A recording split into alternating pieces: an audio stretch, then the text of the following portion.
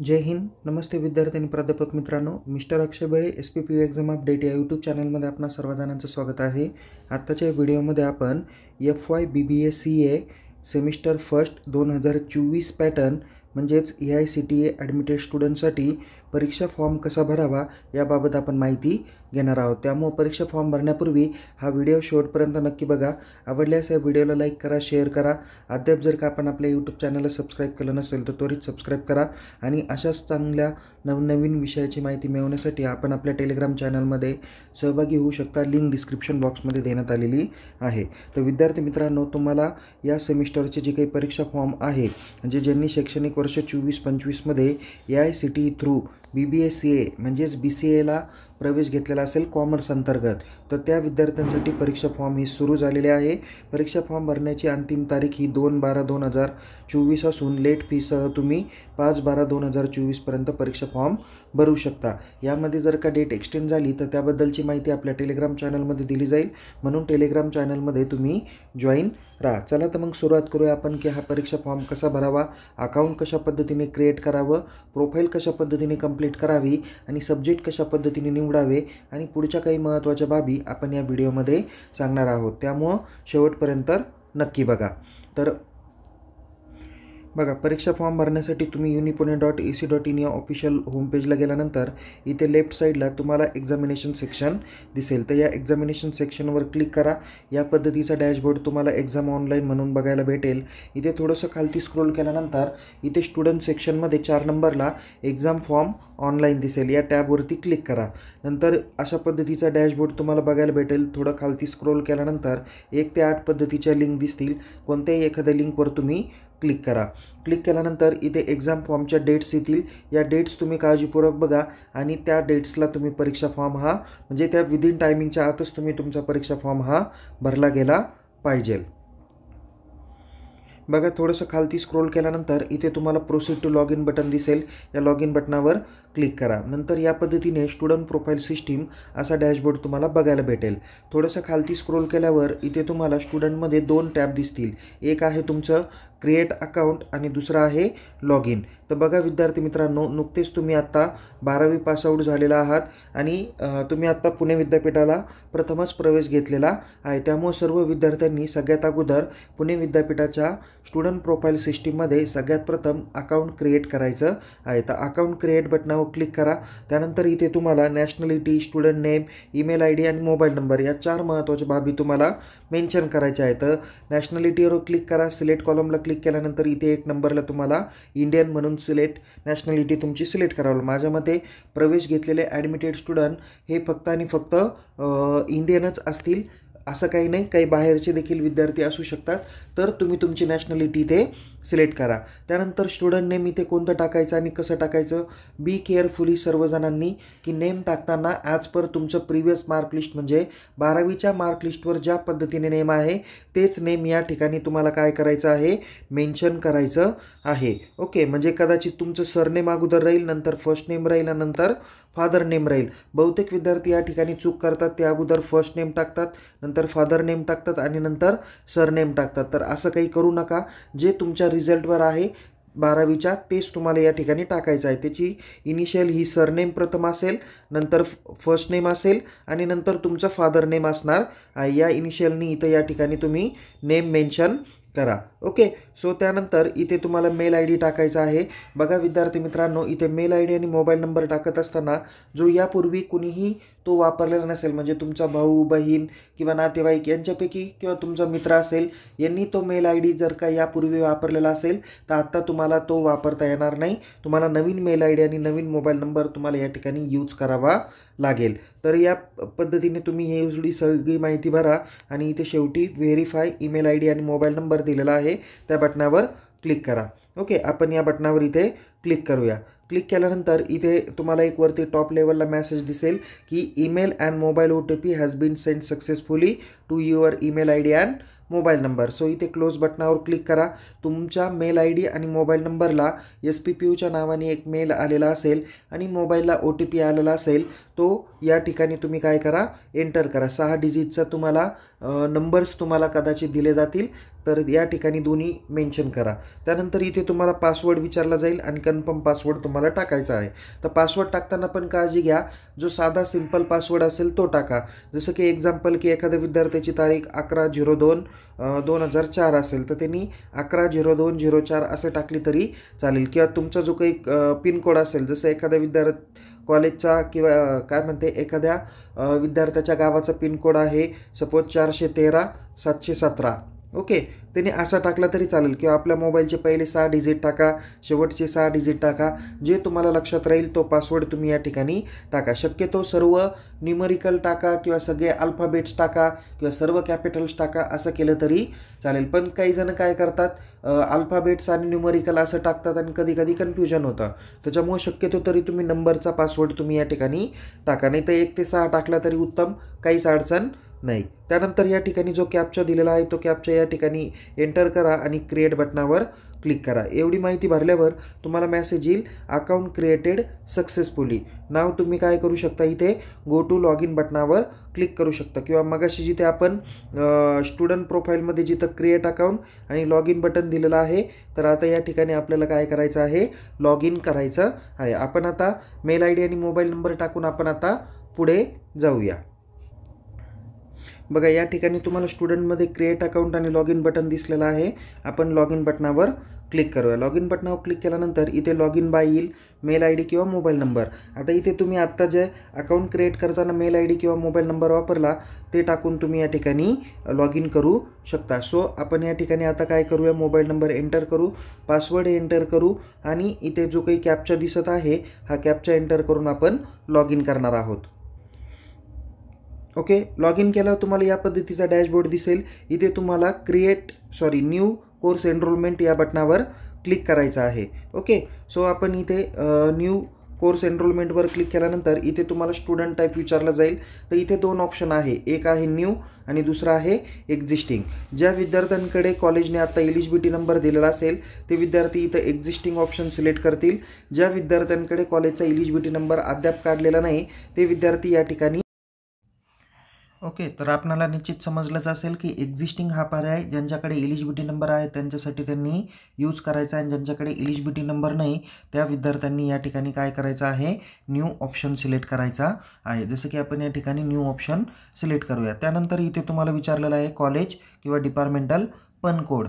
जर का तुम्हाला कॉलेजचा पनकोड माहीत नसेल तर तुम्ही इथं डोंट नो युअर कॉलेज पनकोड या बटनावर क्लिक करा. या बटनावर क्लिक केल्यानंतर इथे तुमच्या महाविद्यालय ज्या जिल्ह्यात आहे त्या जिल्ह्याचं नाव तुम्ही या ठिकाणी काय करा, सर्च करा. त्यानंतर तुमच्या तालुक्याचं नाव या ठिकाणी सर्च करा आणि डायरेक्ट तुम्ही सर्च बटनावर क्लिक केलं तर तुमच्या त्या तालुक्यातले जेवढे काही कॉलेजेस आहेत त्या कॉलेजचा सर्व पनकोड तुम्हाला या ठिकाणी बघता येतील. जसं की मला या ठिकाणी या कॉलेजचा पनकोड मला पाहिजे नव्हता, सो मी या ठिकाणी मला पनकोड भेटलेला आहे.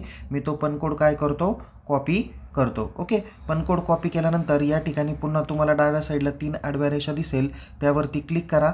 डॅशबोर्डमध्ये जा, तुम्हाला पुन्हा या पद्धतीचा डॅशबोर्ड दिसेल. पुन्हा तुम्ही इथे न्यू कोर्स एनरोलमेंटवर क्लिक करा.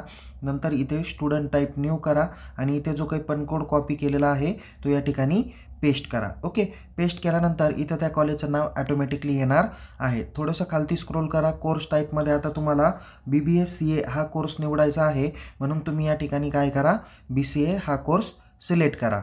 ठीक आहे, त्यानंतर इथे कोर्समध्ये BCA करा, ॲडमिशन इयर फर्स्ट इयर करा, मिडियम ऑफ इन्स्ट्रक्शन इंग्लिश करा. त्यानंतर इथे तुम्हाला ABCID काढायचा आहे किंवा ABCID तुम्हाला टाईप करून टाकायचा आहे, जो 12 डिजिटचा नंबर असतो. जर का अद्याप आपण ABCID काढला नसेल तर त्वरित ABCID काढा. तो कशा पद्धतीने काढायचा त्या संदर्भात माहिती देणारा व्हिडिओ या व्हिडिओच्या डिस्क्रिप्शन बॉक्समध्ये दिलेला आहे, तो तुम्ही काळजीपूर्वक बघा आणि त्या पद्धतीने ABCID काढा. आपण या ठिकाणी एक टेम्पररी ABCID आपण टाकणार आहोत. त्यानंतर या ठिकाणी तुम्हाला प्रिव्हियस एक्झामिनेशन डिटेल्स टाकायची आहे, जी तुमची 12वीची आहे ती तुम्हाला या ठिकाणी मेन्शन करायची. जसं की इथे 12वी सायन्स होतो, बोर्ड महाराष्ट्र स्टेट बोर्ड आहे, पासिंग मंथ माझं जून आहे, नंतर इयर ऑफ पासिंग 2024ला पासआउट आहे म्हणून ते टाकलं. मार्क सिस्टीम मी इथे या ठिकाणी मार्क्स की ऑब्लिक पर्सेंटेजला क्लिक करणार. मार्क्स ऑप्टेन किती पडले, सपोज मला 75 मार्क्स पडले. कितीपैकी पडले? आउट ऑफ 600 पैकी. तर ऑटोमॅटिकली पर्सेंटेज कॅल्क्युलेशन होतील. नंतर इथे 5 क्लासमध्ये किंवा क्लास किंवा टाईप्समध्ये इथे मी 5 क्लास असं टाकतो. त्यानंतर इथे तुम्हाला काय करायचं आहे? सीट नंबर मेन्शन करायचे आहे. आपण सीट नंबर टाकूया आणि शेवटी सेव्ह बटनावर क्लिक करू. सेव्ह बटनावर क्लिक केल्यानंतर इथे मेसेज येतो, course enrolment has been done successfully, now fill your personal information. Then close बटनावर क्लिक करा. या ठिकाणी तुमचं काय आलेलं आहे? स्टुडंट नेम आलेला आहे. सो या ठिकाणी सगळ्यात अगोदर इथे इंग्लिशमधून तुमचं स्टुडंट नेम काय करायचं? इंग्लिशमधून पूर्ण नाव टाकायचं. तेच नाव तुम्ही मराठीमध्ये टाकायचं. म्हणजे सरनेम, फादर नेम आणि सरनेम, फर्स्ट नेम आणि फादर नेम हे अगोदर इंग्लिशमध्ये टाका. नंतर तेच तुम्ही काय करा? मराठीत टाका. ओके. त्यानंतर या ठिकाणी फादर्स नेम फक्त फादर नेम टाकायचं आहे. नंतर फादर्स नेम मराठीतून टाका. मदर्स नेम हे अगोदर इंग्लिश टाका आणि मदर्स नेम मराठीतून टाका. बघा इथे वडिलांचं पूर्ण नाव विचारलेलं नाही आहे, फक्त वडिलांचं नेम विचारलं आहे आणि आईचं पण पूर्ण नाव विचारलं नाही, फक्त आईचं नेम डिनोटेड करायचं आहे. एवढी माहिती भरा आणि खालती स्क्रोल करा. बघा आपण माहिती भरल्यानंतर इथे आपण जेंडरकडे जाऊया. जेंडर आपण मेल फिमेल काय असेल ते या ठिकाणी सिलेक्ट करूया. नंतर इथे डेट ऑफ बर्थ विचारलेली आहे, जी असेल ती डेट ऑफ बर्थ टाका. नॅशनॅलिटी इंडियन सिलेक्ट करा. डोमेसाईल जे असेल महाराष्ट्र करा. नॉन क्रिमिनल सगळेजणांनी या ठिकाणी नो करा. कास्ट तुमची जी काही असेल ती कास्ट या ठिकाणी तुम्ही सिलेक्ट करा. त्यानंतर तुम्ही मायनॉरिटी असेल तर इथे येस करा, नसेल तर या ठिकाणी नो करा. ओके. नंतर मायग्रेंट फ्रॉम जम्मू व काश्मीर येस असेल तर येस करा, नसेल तर नो करा. त्याच्यानंतर इथे तुम्हाला हँडिकॅप विचारलेला आहे. जर तुम्ही हँडिकॅप असेल तर येस करा, नसेल तर नो करा. त्यानंतर इथे तुम्हाला सिग्नेचर आणि फोटोज तुम्हाला अपलोड करायचा आहे. तर तुमची जी काही सिग्नेचर असणार आहे ती तुमची 50 KB पर्यंत असणार आहे. त्याच्या आत तुम्हाला या ठिकाणी JPG फॉर्मॅटमध्ये अपलोड करायची. तर तुमची जी काही तुमचा जो काही पासपोर्ट साईज फोटो आहे तो लेस दॅन 300 KB असला पाहिजे. तो पण JPG फॉर्मॅटमध्ये अपलोड करा. ओके. त्यानंतर या ठिकाणी तुम्हाला तुमचा पिनकोड विचारलेला आहे. जसं की मी या ठिकाणी पिनकोड टाकतो. त्यानंतर इथे मी स्टेट महाराष्ट्र सिलेक्ट केलं, डिस्ट्रिक्ट नाशिक सिलेक्ट केलं, तालुका येवला सिलेक्ट केलं, लोकॅलिटी काय असेल ती सिलेक्ट केली. इथे विलेजचं नाव जे काय आहे ते आपण या ठिकाणी विलेजचं नाव या ठिकाणी टाकलेला आहे. त्याच्यानंतर इथे डिटेल ॲड्रेस वगैरे विचारला. आपला जो काही ॲड्रेस असेल तो या ठिकाणी टाका. जर करस्पॉन्डिंग ॲड्रेस हाच जर का तुमचा परमनंट ॲड्रेस असेल तर तुम्ही या बॉक्समध्ये काय करा? टिक करा. ऑटोमॅटिकली तुमचा जो काही करंट ॲड्रेस आहे तो या ठिकाणी येणार आहे. आणि सगळी माहिती भरल्यावर या ठिकाणी तुम्ही सेव्ह बटनावर क्लिक करा. सेव्ह बटनावर क्लिक केल्यानंतर इथे तुम्हाला मेसेज येतो, success personal information save successfully, your course enrolment profile completed, now you can fill your exam form असा मेसेज तुम्हाला येईल. या ठिकाणी काय करा? ओके बटनावर क्लिक करा. बघा त्यानंतर इथे तुम्हाला डॅशबोर्डमध्ये तुमचा लर्निंग मोड रेग्युलर दिसेल, कोर्स नेम BCA दिसेल. त्यानंतर कॉलेजची इन्फॉर्मेशन तुम्हाला तुमच्या कॉलेजचा पण कोड, कॉलेजचं नेम, त्याच्यानंतर स्टुडंटचं नेम दिसेल. या ठिकाणी थोडंसं उजव्या बाजूला काय करा? स्क्रोल करा. उजव्या बाजूला स्क्रोल केल्यावर इथे ॲक्शन कॉलममध्ये इथे एक्झाम फॉर्म म्हणून माहिती दिसेल. त्या बटनावर काय करा? क्लिक करा. जसं की या ठिकाणी एक्झाम फॉर्मवर आपण क्लिक करूया.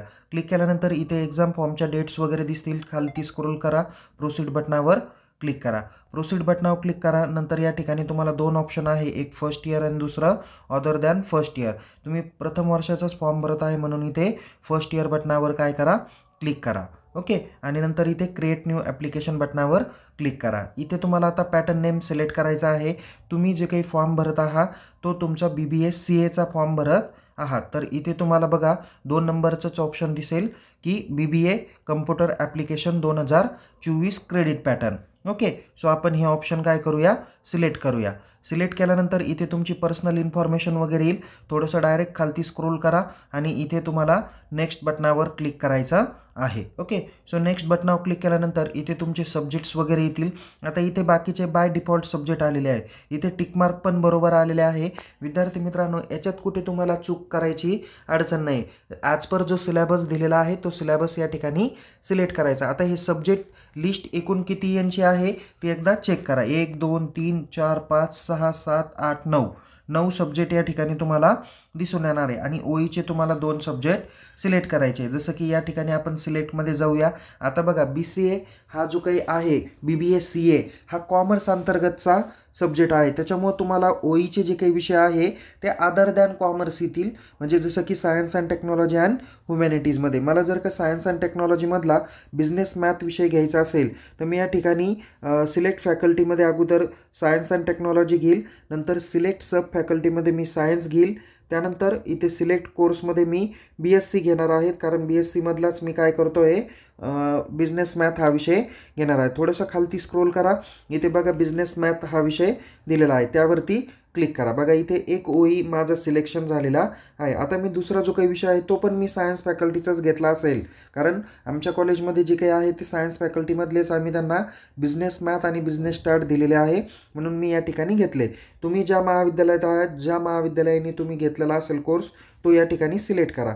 जसं इथे सबमध्ये पण मी सायन्स घेतलेला आहे, नंतर इथे पॅटर्नमध्ये पण मी BSc रेग्युलर घेतलेला आहे आणि इथे सब्जेक्टमध्ये इथे शेवटी सेकंड लास्टला बिझनेस स्टॅटिस्टिक घेतलेला आहे. त्यावरती आपण क्लिक करू आणि नंतर इथे सेव्ह आणि नेक्स्ट बटनावर क्लिक करू.